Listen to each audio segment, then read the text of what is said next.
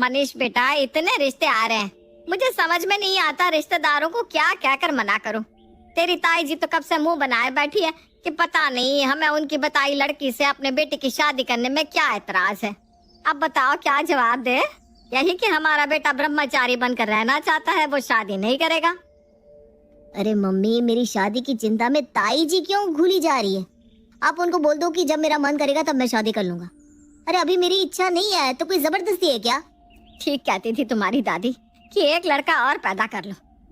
अगर आगे चलकर औलाद निकम्मी निकल जाए तो माँ बाप का समाज में उठना बैठना दुश्वार हो जाता है। अरे कितनी उम्मीदें लगाई थी कि बेटे की शादी करके बहू लाऊंगी और अपने सारे अरमान पूरे करूंगी। मुझे क्या पता था कि मेरा नालायक बेटा शादी करने के लिए तैयार ही नहीं होगा। मुझे तो लग रहा है कि ऐसे ही अरमान अपने दिल में दबा कर ही मुझे दुनिया से विदा लेना पड़ेगा। आपको पता है ना मम्मी, मुझे ये सब इमोशनल ड्रामा एकदम पसंद नहीं है। लेकिन आपको अच्छे से पता है ये आपका आखिरी तीर होता है और जो हमेशा निशाने पर ही लगता है। इसीलिए आप हर बार यही पत्ते फेंक कर बाजी जीत लेती हैं। पहले तो आप लोग रोना धोना मचाकर बेटों की शादी करवा देती हो और फिर उसके बाद जब बहू आती है तो उसका जीना हराम कर देती हो। बहू को सताने के अरमान रहते हैं क्या आपके मन में? देख लो, कलयुग आ गया बिल्कुल। अरे बेशर्म है एकदम ये लड़का। अपनी माँ से इस तरह बात करती हुई शर्म नहीं आ रही तुझे? मैं कोई चुड़ैल डायन हूँ क्या जो तेरी बीवी को आते ही खा जाऊंगी? अरे इतने लाड़ से रखूंगी ना अपनी बहू को कि 4 लोग देखेंगे तो चक्कर खा जाएंगे कि ये माँ बेटी जा रही है या सास बहू। मम्मी, मुझे नहीं करनी शादी। आपको समझ में क्यों नहीं आता? अरे बेटा, अगर तुझे कोई और लड़की पसंद है तो बता दे, मैं तो उसमें भी राजी हूँ। मुझे कोई दिक्कत नहीं है, बस तू मेरी बहू को ले आ। मैं खूब समझता हूँ मम्मी।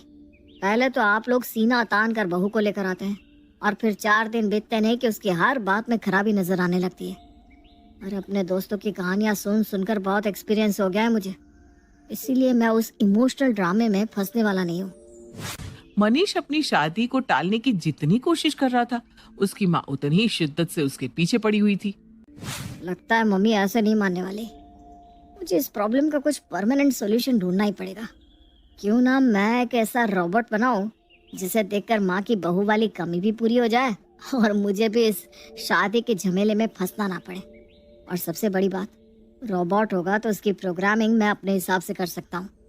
मैं अपने रोबोट की प्रोग्रामिंग ही ऐसी करूँगा कि उसमें सास बहू की लड़ाई वाला कोई प्रोग्राम ही नहीं होगा, इसलिए लड़ाई होने का सवाल ही पैदा नहीं होता। मम्मी आप कहती थी ना, अगर मुझे कोई लड़की पसंद है तो मैं उसे ले आऊं, अब आपको उससे कोई दिक्कत नहीं होगी तो ठीक है, आज मैं आपको उस लड़की से मिलवाने वाला हूँ जिससे मैं प्यार करता हूँ। सच में बेटा? अरे काली गोरी छोटी मोटी जैसी भी होगी ना, मुझे सब पसंद है। बस बेटा तू शादी कर ले। मम्मी आप नाराज मत हो ना, लेकिन मैंने और कीर्ति ने पहले ही मंदिर में शादी कर ली है। आज से कीर्ति आपकी बहू है।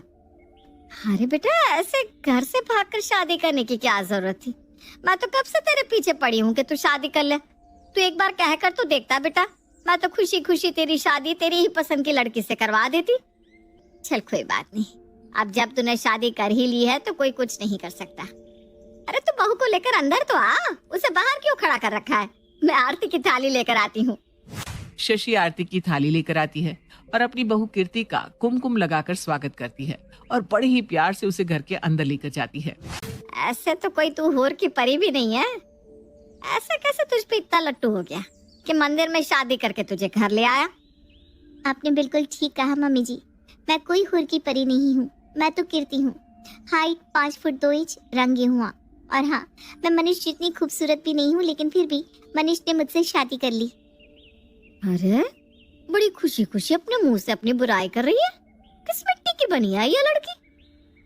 अब तो बहू बनकर तो आ गई है, लेकिन ये बता घर के काम करने आते हैं या नहीं? मैं सब काम कर दूंगी। आप दिन को अगर रात कहेंगी तो मैं रात कह दूंगी मम्मी जी। हैं? इससे तो मेरी कोई बात बुरी ही नहीं लग रही। लगता है अच्छे से सिखा पढ़ा कर लाया है मनीष। कोई बात नहीं, मैंने भी इसे इसके असली रूप में ना ला दिया तो कहना। अगले दिन। अच्छा कीर्ति बेटा, ऐसा करना, पहले पूरे घर की सफाई कर दे, उसके बाद नाश्ता बना देना। और हाँ, टेरेस और सीढ़ियाँ भी ना रगड़ रगड़ कर साफ करनी है। ठीक है, सब हो जाएगा मम्मी जी। थोड़ी देर बाद सब काम हो गया है, और कोई काम हो तो बता दीजिए ना मम्मी जी। क्या? तूने सब काम कर भी दिया? अरे कोई भूत होता है क्या तू? इतना बड़ा 2 मंजिला घर तूने 15 मिनट में साफ कर दिया?